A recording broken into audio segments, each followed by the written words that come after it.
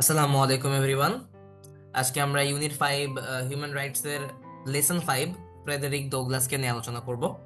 তো ইউনিট 5 আমরা জানি হিউম্যান রাইটস নিয়ে আলোচনা করা হয়েছে এই ইউনিটে।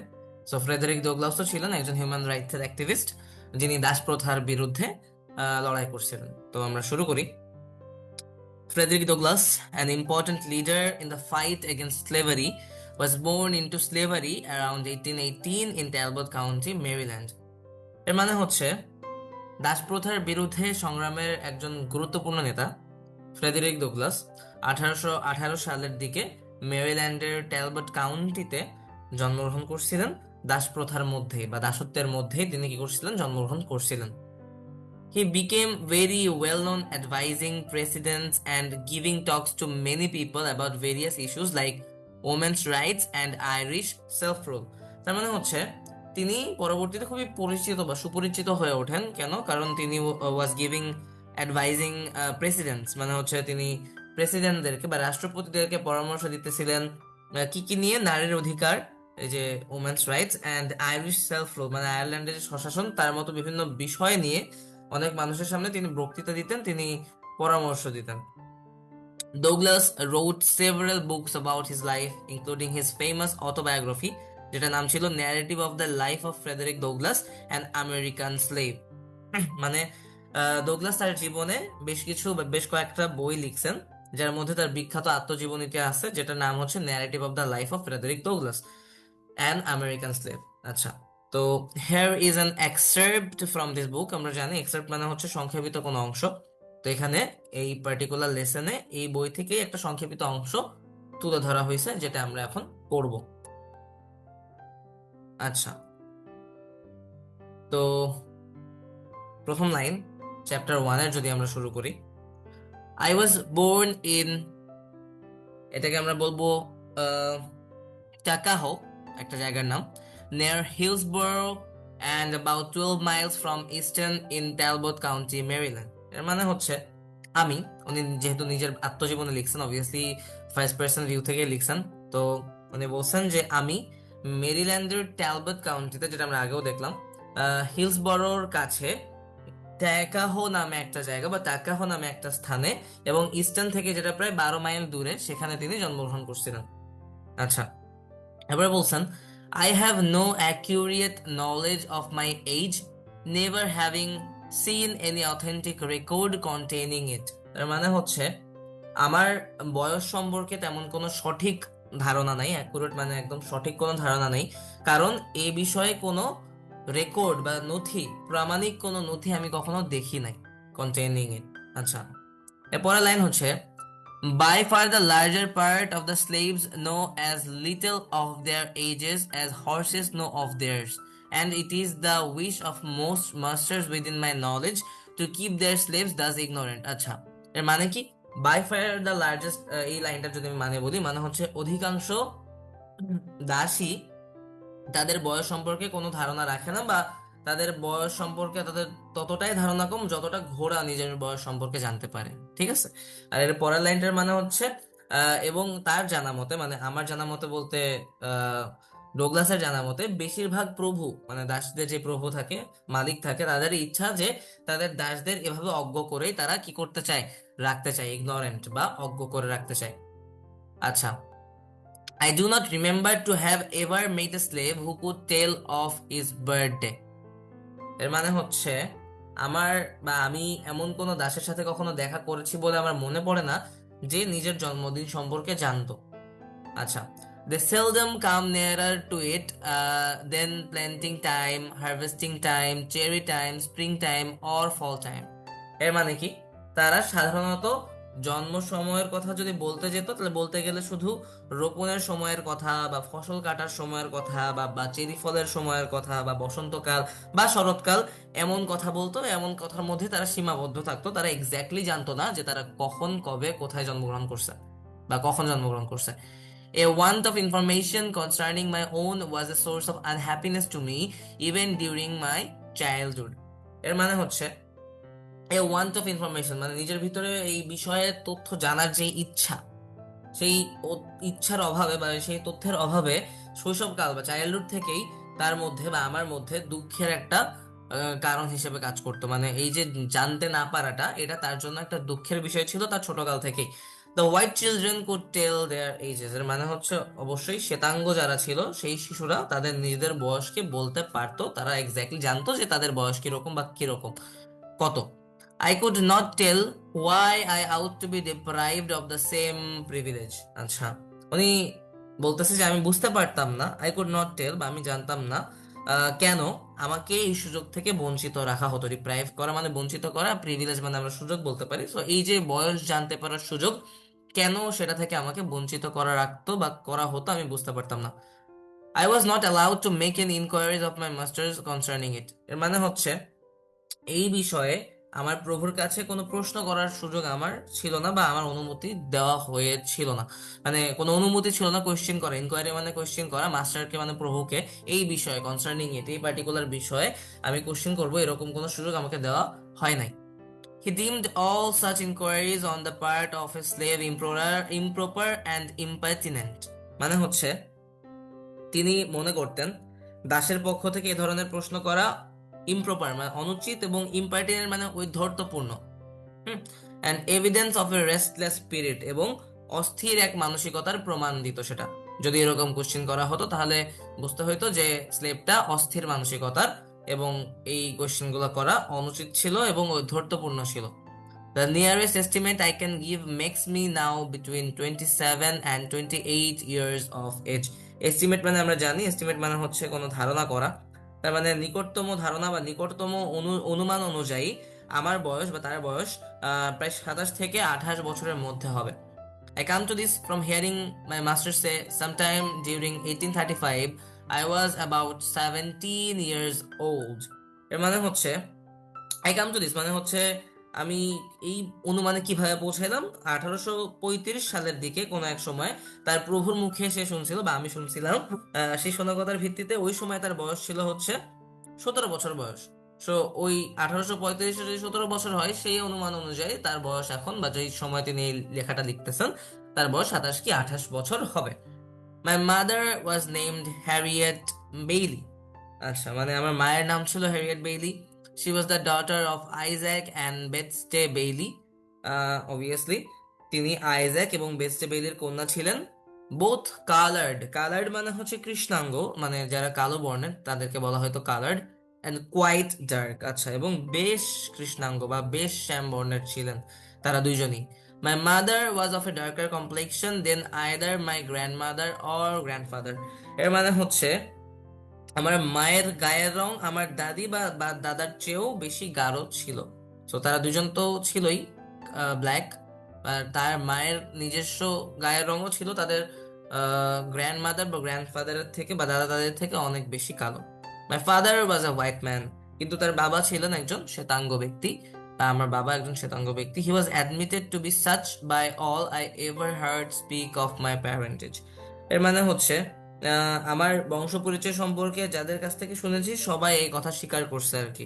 মানে সবাই বলতো যে হ্যাঁ তার বাবা শ্বেতাঙ্গ ছিল বা হোয়াইট ছিল। The opinion was also whispered that my master was my father. এর মানে হচ্ছে এই কথাও গোপনে গোপনে বলা হইতো যে আমার প্রভুই ছিল আমার বাবা। আচ্ছা, but of the correctness of this opinion I know nothing. মানে কিন্তু এই মতটার সত্যতা কতটুকু বা সঠিক কতটুকু এটা নিয়ে আমি কিছুই জানি না। The means of knowing was withheld from me, মানে হচ্ছে এই জানার সুযোগটুকু আমাকে দেওয়া হয়নি, জানার সুযোগ থেকে আমাকে উইথহেল্ড বা বঞ্চিত করা হয়েছে। My mother and I were separated when I was but an infant. এর মানে হচ্ছে ইনফ্যান্ট মানে হচ্ছে বাচ্চা অবস্থায় বা শিশুকালে। তো আমি যখন একেবারে শিশু ছিলাম আমার মাকে আমার থেকে কি করা হয়েছে, আলাদা করে দেওয়া হয়েছে। Before I knew her as my mother, মানে আমার মাকে মা হিসেবে চিনে ওঠার আগেই আমার মাকে আমার থেকে বঞ্চিত, সরি দূরে সেপারেট করে বা আলাদা করে রাখা হয়েছিল। It is a common custom in the part of Maryland from which I ran away to part children from their mothers. আচ্ছা, it is a common custom মানে হচ্ছে এটা খুবই স্বাভাবিক বা সাধারণ একটা কাস্টম বা কালচার বলতে পারি, প্রথা বলতে পারি, খুবই সাধারণ একটা প্রথা ছিল। In the part of Maryland from which I ran away, মানে যেখান থেকে আমি মেরিল্যান্ডের যেই জায়গা থেকে আমি পালিয়ে আসছি সেইখানে এটা খুবই কমন বা সাধারণ একটা প্রথা ছিল। To part children from their mothers at a very early age, মানে তাদের সন্তানদের মা থেকে সন্তানকে আলাদা করে দেওয়া খুবই কম বয়সে বা অল্প বয়সে।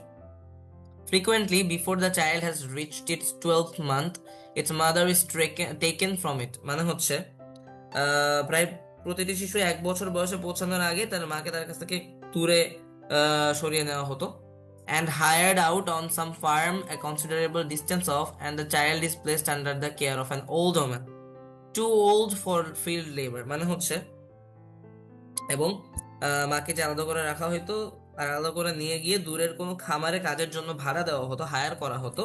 আর শিশুটিকে কি করা হতো, এমন একজনের কাছে দেওয়া হতো যিনি বৃদ্ধ মহিলা ছিলেন বা বৃদ্ধ মহিলার তত্ত্বাবধানে রাখা হতো, যিনি মাঠের কাজ করার জন্য খুব বেশি উপযুক্ত ছিলেন না বা যার বয়স অনেক বেশি ছিল দেখে মাঠের কাজ করতে পারতেন না।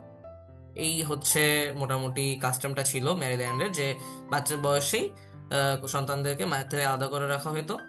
For what this separation is done I do not know, unless it to be hinder the development of the child affection toward this mother. আচ্ছা, এর মানে উনি বলতে চাচ্ছেন যে এই বিচ্ছেদ করাটা বা এই যে সন্তানকে থেকে তার মাকে আলাদা করে রাখা, এই বিচ্ছেদ কেন করা হতো তিনি জানেন না, যদি না এর উদ্দেশ্য হয় শিশুর মায়ের প্রতি তার ভালোবাসা গড়ে ওঠাতে বাধা দেওয়া।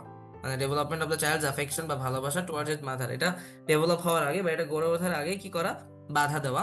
এটা ছাড়া আর কোনো ধরনের রিজনিং আমাদের এই লেখক পান নাই যে কেন করা হতো। And to blunt and destroy the natural affection of the mother for the child.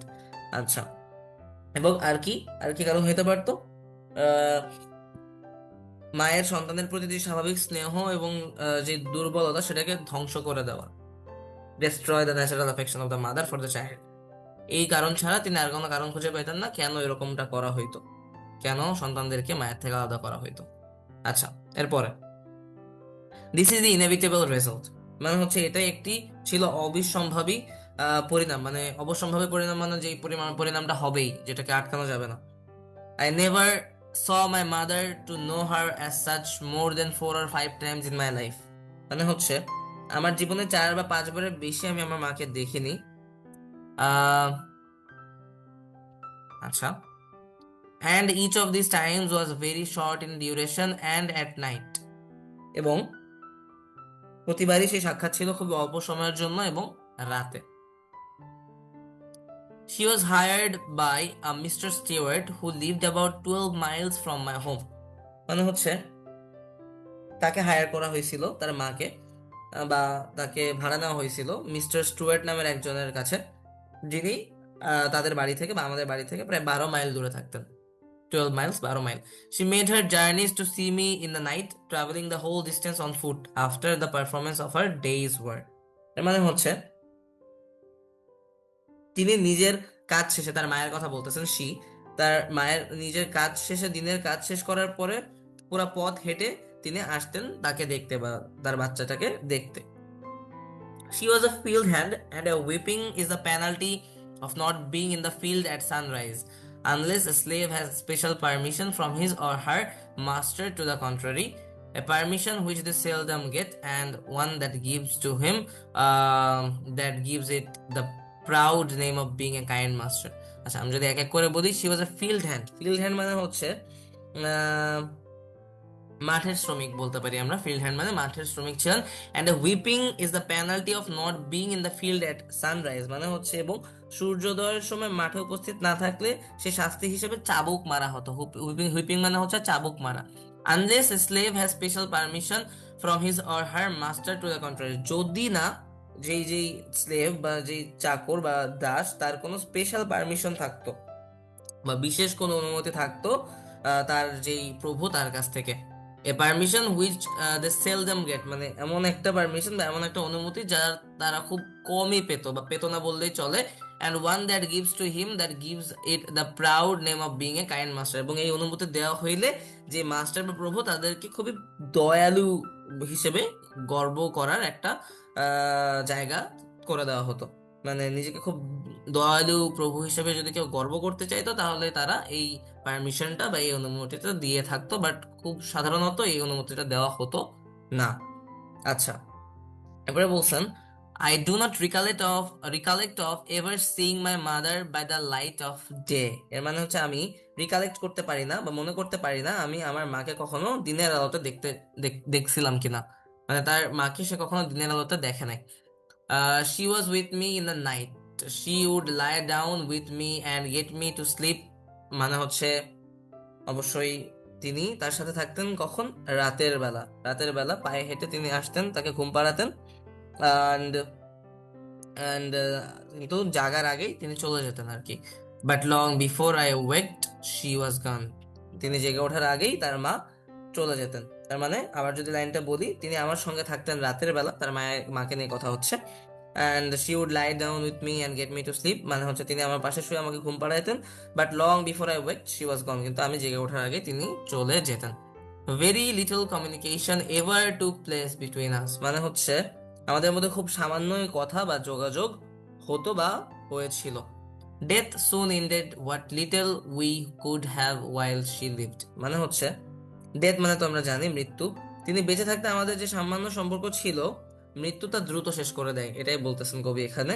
এবং এর সঙ্গে তার কষ্ট এবং দুঃখের অবসান ঘটে, পরের লাইনে যেটা বলছে, and with it her hardships and suffering, কষ্ট এবং দুর্দশা। এই যে মৃত্যু, এই মৃত্যুর মাধ্যমে তার মায়ের কষ্ট এবং দুর্দশারও কি হয়ে গেছিল? ইন্ড হয়ে গেছিল বা শেষ হয়ে গেছিল। আচ্ছা, she died when I was about 7 years old, মানে আমি যখন 7 বছর বয়স ছিলাম তখন আমার মা মারা যায়। On one of my master's farm near Lee Mill. আচ্ছা, মানে হচ্ছে আমি যখন 7 বছর বয়সী তখন লি মিল বা লিজ মিল বলতে পারি নামে একটা প্রভুর খামারে তিনি মারা যান বা তার মা মারা যান। I was not allowed two B present during her illness, at her death or burial. এটা খুবই ইমোশনাল একটা লাইন, যে তার অসুস্থতার সময় থেকে শুরু করে তার মৃত্যুর সময় বা তার দাফনের সময়, এই কোনো সময়ে তাকে উপস্থিত থাকতে দেওয়া হয়নি। She was gone long before I knew anything about it, মানে আমার কোনো কিছু জেনে ওঠার আগেই তিনি চলে গিয়েছিলেন। Never having enjoyed to any considerable extent her soothing presence, her tender and watchful care, I received the tidings of her death with much the same emotions I should have probably felt at the death of a stranger. আমি যদি ছোট করে আবার বলি, she was gone long before I knew anything about it, মানে আমি কিছু জেনে ওঠার আগেই তিনি চলে গিয়েছিলেন। Never having enjoyed her soothing presence, her tender and watchful care, মানে তার সান্ত্বনাদায়ক কোনো উপস্থিতি বা স্নেহময় এবং যত্নশীল পরিচর্যা আমি কখনোই উল্লেখযোগ্যভাবে উপভোগ করতে পারিনি। Never having enjoyed. আচ্ছা, I received the tidings of her death with much the same emotion, মানে আমি তার মৃত্যু সংবাদ ঠিক একই অনুভূতিতে গ্রহণ করেছিলাম, যেমনটা হয়তো I should have probably felt at the death of a stranger, যেমনটা হয়তো আমি কোনো একটা অচেনা মানুষের মৃত্যু সংবাদে অনুভব করতাম। তো এই পার্টিকুলার গল্পতে কবি তার যেই স্লেভারি এবং তার মায়ের আর তার মধ্যে যে সম্পর্ক, যে সম্পর্কটা গড়ে ওঠেনি স্লেভারির কারণে, স্লেভারির দুর্দশা দুঃখ, স্লেভারির কারণে কিরকম একটা চাইল্ডকে অসুবিধায় পড়তে হয়, একটা মাকে অসুবিধায় পড়তে হয়, বা তাদের কি কি দুর্দশা ছিল সেগুলো আলোচনা করা হয়েছে। আর অবশ্যই এটা একটা সংক্ষেপিত ভার্সন, অ্যান্ড এই গল্পের এই পার্টিকুলার জীবনী অনেক বড় করে লেখা হয়েছে ফ্রেডরিক ডুগ্লাসের বইয়ে। সো এই ছিল আজকের লেসনে। Thank you so much. আসসালামু আলাইকুম।